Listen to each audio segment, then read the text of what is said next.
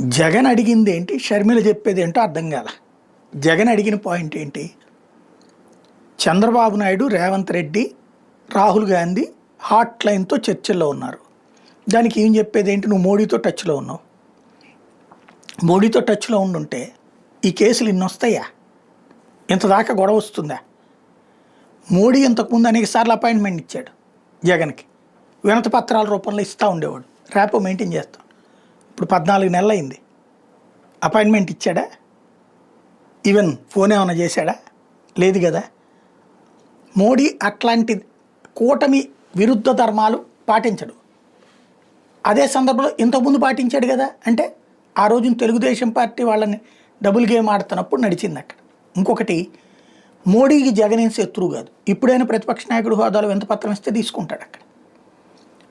YCP BJP కలిసి పోటీ చేసేటందుకు జగన్కి ఇష్టం లేదు.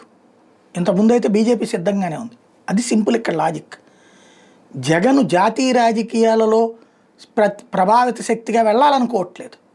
అదే సందర్భంలో ఆంధ్రాలో కాంగ్రెస్తో పొత్తు పెట్టుకోడు, బికాజ్ కాంగ్రెస్ నుంచి బయటకు వచ్చినోడు. బీజేపీతో పొత్తు పెట్టుకోడు, ఎందుకంటే వాళ్ళ విధానాలు నచ్చవు కాబట్టి. హిందుత్వ కాన్సెప్ట్ ఇతనికి ఇష్టం లేదు కాబట్టి. సింపుల్ లాజిక్ అది. వాస్తవం అది. షర్మిల ఏమంటుంది?